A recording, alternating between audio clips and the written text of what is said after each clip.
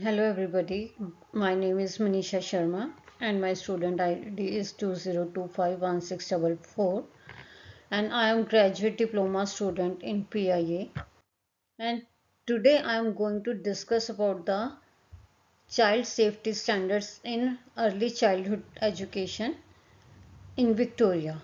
So I will talk about that how we can put these Victorian child safe standards into practice in early childhood education and care.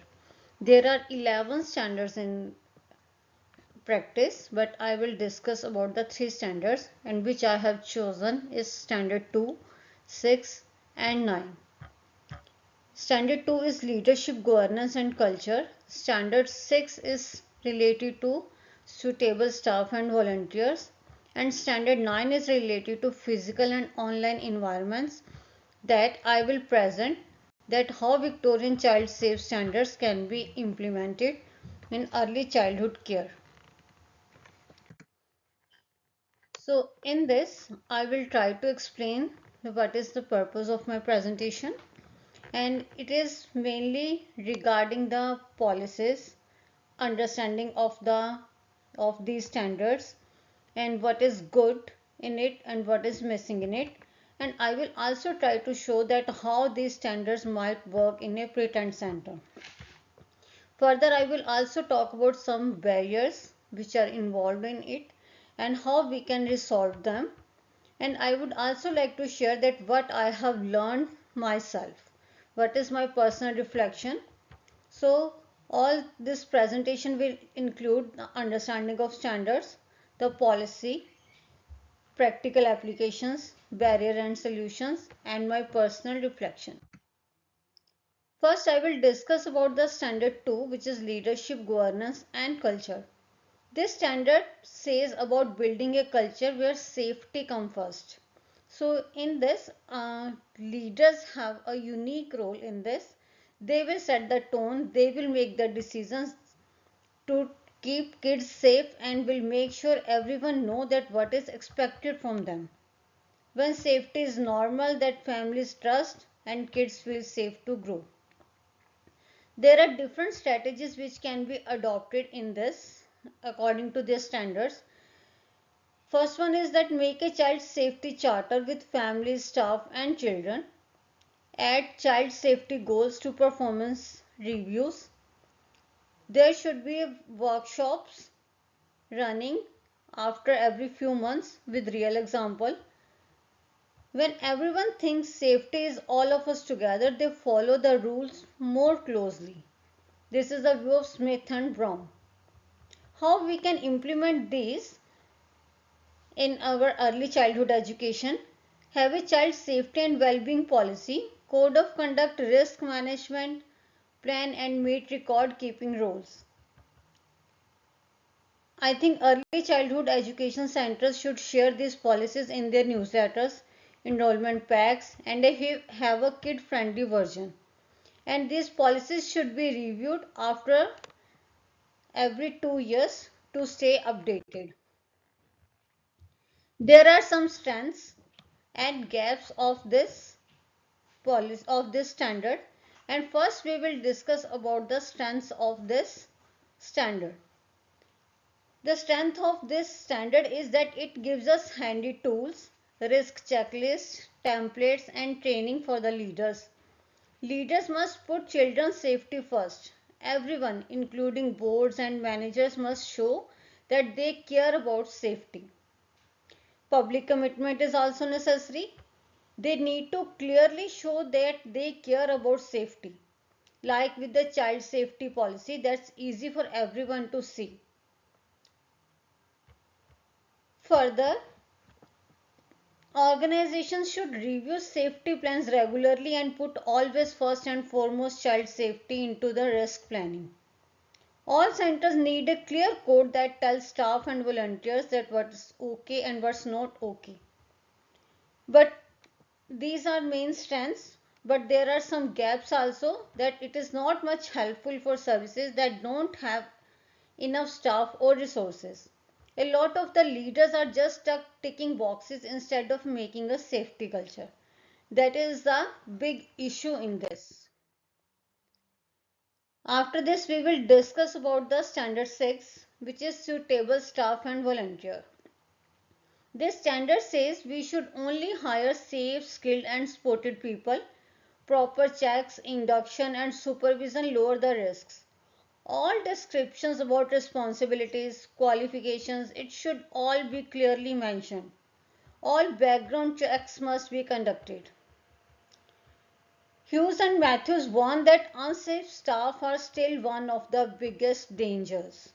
So, working with children check, police check, value-based interviews, these all are very important for child safety. This kind of message should be included to attract like-minded professionals.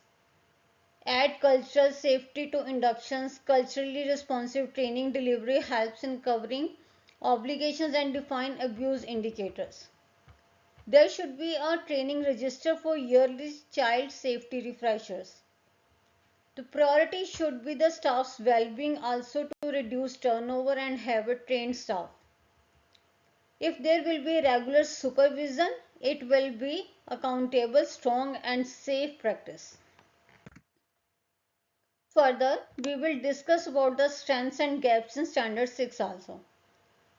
First, I will discuss about the strength, that clear rules for working with children check, references and inductions are there. Clear legal requirement is its big strength. Performance appraisals, supervision, it helps in continuous assessment and helps in early detection of any concerns.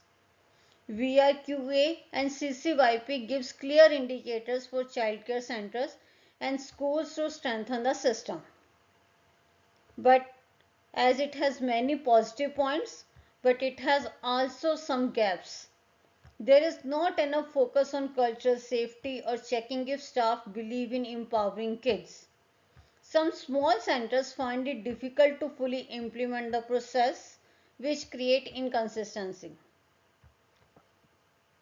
In rural areas, often there is lack of routine training and regulatory updates, which affect clarity and quality. According to audit, 30% of schools and centers fail to comply with all requirements due to lack of proper leadership or leadership turnover or misunderstanding or lack of trained staff. Now, I will discuss about the standard 9, which is related to physical and online environments. This standard is about safe physical spaces and digital safety. Turner and Lewis says that online safety matters more nowadays because early childhood care uses digital tools more often. It requires that both physical and digital environments are in favor of young children's safety and well-being, and there is no chance of any kind of harm or abuse. It is very important that good guidance for physical checks or supervisions should be there. It makes sure that any hazards can be detected early, so chances of accidents can be minimized. This ensures that safety should be in both areas, whether it is physical or digital. It also gives a clear vision that how risk can be managed in classroom, playgrounds, and online platforms. It makes clear about the protocols related to photo sharing, data security, consent, and online conduct, which also promotes cyber education for children. There should be clear rules regarding data privacy and data security. Now I will discuss about its strengths. The good guidance for physical checks and supervision, so that any kind of hazards can be detected very easily. So there should be safety in both areas, whether it is physical or digital space. There should be encouragement of the educators to regular the risk assessments, so that the risk can be managed in the classrooms, playgrounds and online platforms. There should be clear protocols, or there should be safe digital practices in the early childhood education centers. Supervision and visibility, they should be prioritized. Educators give priority to supervision and visibility. There may be some kind of blind spots, so educators are able to define that blind spots so that they can be checked these points more vigilantly. So it makes clear about the protocols related to photo sharing, data security, consent and online conduct, which also promotes cyber education for the children. It also supports the staff clarity and confidence. It also applies to third party services. Now I will discuss about its gaps. Although Standard 9 has so much positives, but it has also some limitations. It is not enough about new digital risks like AI-enabled grooming or unregulated apps or keeping photos safe or using online learning platforms properly. Or sometimes family awareness is also limited and they are less engaged, so it is also a big problem in that. Now I will talk about the barriers and solutions. There are some kind of barriers exist in standards. One barrier is that there are not enough resources are available for small centers and they find it difficult to maintain compliance with. Staff turnover and shortage of staff, it is a big barrier in the implementation. Sometimes training is not adequate and appropriate and lack of formal child safety induction. Incomplete monitoring also reduces the compliance with the ongoing suitability. There are high turnover rates also. It raises questions regarding children's ability to trust.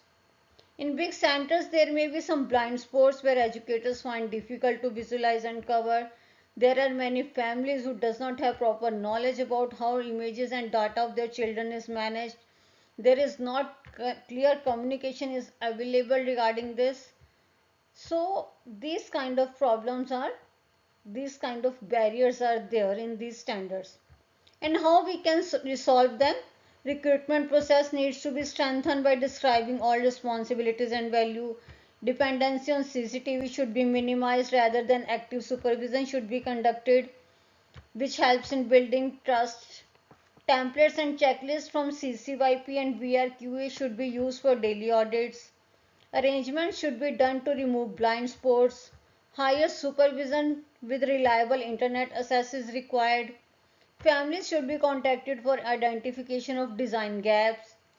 They should be provided with consent forms and should be informed about the use of different kind of platforms and technology.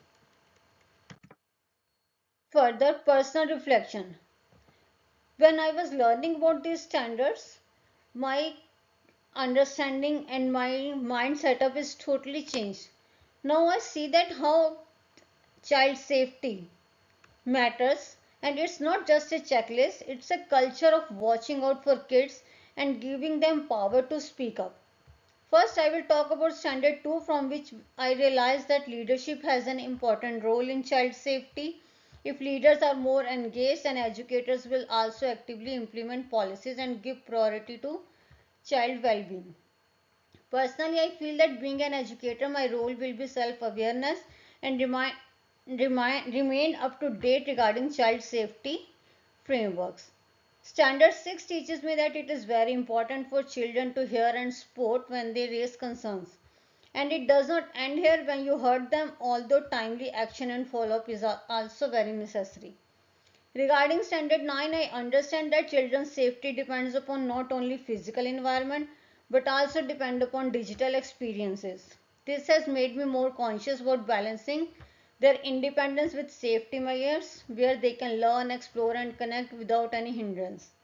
In my own work, I would like to be open and honest about policies and follow them closely.